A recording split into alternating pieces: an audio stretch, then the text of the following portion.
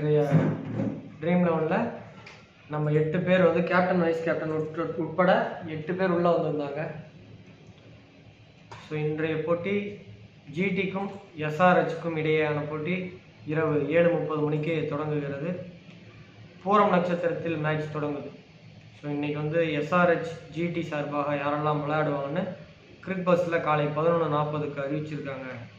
ஒரு probable playing 11 சொல்லியிருக்காங்க. அப்படி பார்க்கும்பொழுது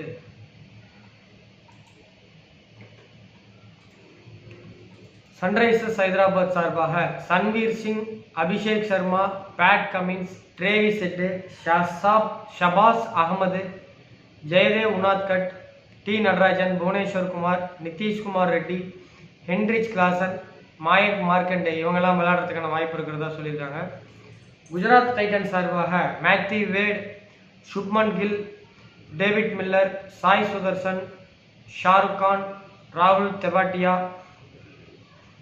ரஷீத் கான், கார்த்திக் தியாகி, நூர் அகமது, மோஹித் சர்மா, உமேஷ் யாதவ் இவங்கெல்லாம் விளையாடுறதுக்கான வாய்ப்பு இருக்கிறதா சொல்லியிருக்காங்க. ஸோ இன்றைய போட்டி வரைக்கும் பார்த்தீங்கன்னா பூரம் நட்சத்திரம் 1ஆம் பாதத்தில் தொடங்கி 2ஆம் பாதத்தில் மேட்ச் முடியுது. பூரம் நட்சத்திரத்தில் 1ஆம் பாதத்தில் தொடங்கி 2ஆம் பாதத்தில் மேட்ச் முடியுது.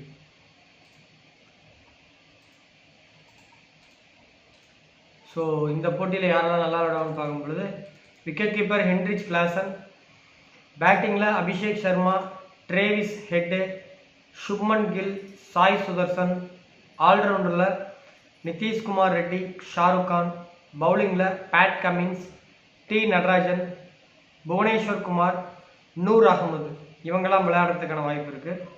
ஒருவேளை எஸ்ஆர்எஸ் செகண்ட் பேட்டிங் பிடிச்சாங்க அப்படின்னா ஷாருக் கான் ஆல்ரவுண்டரில் எடுத்துக்கலாம், ஷபாஸ் அகமது எடுத்துக்கோங்க. பவுலிங்கில் புவனேஸ்வர் குமார், மோஹித் சர்மா, நூர் அகமது கொண்டு வந்துருங்க. ஒருவேளை ஜிடி செகண்ட் பேட்டிங் பிடிச்சா டேவிட் மில்லர் உள்ளே வருவார், சாய் சுதர்சன் உள்ளே வருவார், கில் வெளில போயிடுவார். ஆல்ரவுண்டரில் வந்து பார்த்தீங்கன்னா Nitish Kumar Reddy, Shahrukh Khan, wicket keeper Heinrich Klaasen, பவுலிங்கில் டி நடராஜன், புவனேஸ்வர் குமார், ரஷீத் கான், உமேஷ் யாதவ் இவங்கெல்லாம் உள்ளே வருவாங்க. ஸோ இது வித்தியாசமான கணிப்பு. திடீர்னு யாராவது வழக்கம் போல் போட்டிக்கு இடையில் யாராவது உள்ளே கொண்டு வந்தாங்க, ஏதாவது இடையில மாற்றங்கள் ஏற்பட்டுச்சு அப்படின்னா நான் வழக்கம் போல் டெலிகிராமில் நான் கடைசி நிமிஷத்தில் டாஸ் போட்ட அப்புறம் லிங்க் அப்டேட் பண்ணுறேன். டெலிகிராமோட லிங்க் ஃபஸ்ட் கமெண்ட்லேயும் டிஸ்கிரிப்ஷன் பாக்ஸ்லேயும் இருக்குது, அதை ஜாயின் பண்ணிக்கோங்க. டாஸ் போட்ட பிறகு நான் வந்து டெலிகிராமில் வந்து நான் யார் 11 பேர் விளையாடுவாங்க அப்படின்ற என்னுடைய கருத்தை கொடுக்குறேன். அதுதான் இறுதியானது. இன்னைக்கு ஜிடி ஜெயிக்குமா எஸ்ஆர்ஹெச் ஜெயிக்குமா அப்படின்னு தெரிஞ்சுக்கணுன்றவங்க டிஸ்கிரிப்ஷன் பாக்ஸில் இந்த வீடியோவில் என்னுடைய ஃபோன் நம்பர் இருக்கும். அந்த வாட்ஸ்அப் நம்பருக்கு நீங்கள் வந்து கேட்டிங்க அப்படின்னா நான் கண்டிப்பாக யார் வின் பண்ண போகிறாங்க அப்படின்றத என்னுடைய கணிப்பு. அது பெரும்பாலும் ஜெயிக்கும். இந்த ஐபிஎல்லில் சரியாக வரல. அது காரணம் இந்த இம்பாக்ட் பிளேயர் மெத்தேடு. இதே SA-T20ன்னு ஒன்று நடந்ததுங்க இந்த ஜனவரி மாதம். ஜனவரி பொங்கல் டைமில் ஆரம்பித்து பிப்ரவரி ஃபர்ஸ்ட் வீக்கில் முடிஞ்சது. இந்த SA-T20ன்னு சொல்லி சவுத் ஆப்பிரிக்காவில் அதில் மொத்தமாக நான் கொடுத்ததே வந்து பார்த்தீங்கன்னா 30 மேட்சுக்கு ஒரு 30 மேட்சுக்கு ஒரு 80% தான் கொடுத்தேன். ஒரு 26 என்னமோ தான் கொடுத்தேன். அதில் 25 மேட்ச் ஜெயிச்சது. மீதி 4 மேட்ச் தான் தப்பு. ஒரு என்டையர் சீரீஸ்க்கு இது வாரத்துக்கு 4 தப்பாயிட்டு இருக்கு. ஸோ இதில் ஏகப்பட்ட பிரச்சனை காட்டுது. ஸோ ரைட், பார்ப்போம் இன்றைய போட்டியில் எப்படி வருதுன்றதை பார்ப்போம். இந்த இம்பாக்ட் பிளேயர் எடுத்தாங்கன்னா 2019 20 நான் வந்து அப்போ ஃப்ரீயாக கொடுத்துட்டு இருந்தேன். அப்போல்லாம் இந்த சேனல் ஓப்பன் பண்ணல, இந்த டெலிகிராம் கிடையாது, எதுவுமே கிடையாது, வாட்ஸ்அப்பில் கொடுக்குற பழக்கம் கிடையாது. 2019 நான் நியூஸ் ஜே சேனலில் 5 வருஷத்துக்கு முன்னாடி நியூஸ் ஜேல பாஸ்கி சார் நான் ஃப்ரீயாக பண்ணோம் யார் ஜெயிப்பாங்கன்னு சொல்லி. அதில் கண்டினியூஸாக 13 மேட்ச் ஐபிஎல் ஜெயிச்சுது. இதே மாதிரி ஐபிஎல் மேட்ச் 13 மேட்ச் கண்டினியூஸாக ஜெயிச்சது. அப்போ 54 மேட்ச் தான் மொத்தமாக இருக்கும். அதில் 41 என்னமோ ஜெயிச்சது நான் ஃப்ரீயாக கொடுக்கும்பொழுது. 2020 லாக்டவுன் டைமில் இப்போ துபாயில் மேட்ச் நடத்தினாங்க. அப்போ என்னுடைய ப்ரிடிக்ஷன் வந்து 72% வந்தது. அப்புறம் 2021 மறுபடியும் துபாயில் நடத்தினாங்க. அதில் கூட எனக்கு வந்து பார்த்தீங்கன்னா ஒரு 68-69% வந்தது. ஆனால் இந்த 2023 இம்பாக்ட் பிளேயர் கொடுத்தது வந்து எனக்கு 50K முக்குது. ஸோ வந்து எல்லா சீரீஸ்க்குமே சரியாக வரலன்னா ஜோசியம் தப்புன்னு சொல்லலாம். மற்ற சீரீஸ்க்கு 80% வருது, இந்த ஐபிஎலுக்கு மட்டும் வரமாட்டேங்குது.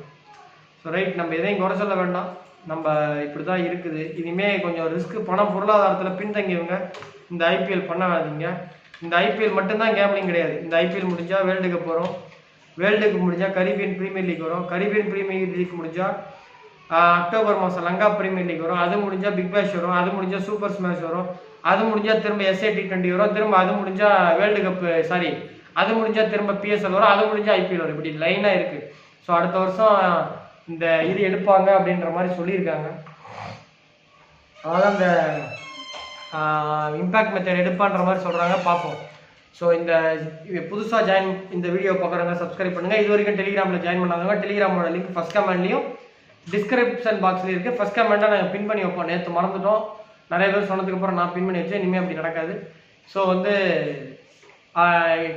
டெலிகிராம் Dream11 டெலிகிராமில் அப்டேட் பண்ணுவோம். யார் என்னன்றதை வாட்ஸ்அப்பில் சொல்லுவோம். நன்றி, வணக்கம். இந்த சேனலை சப்ஸ்கிரைப் பண்ணுவோம். சப்ஸ்கிரைப் பண்ணுங்கள்.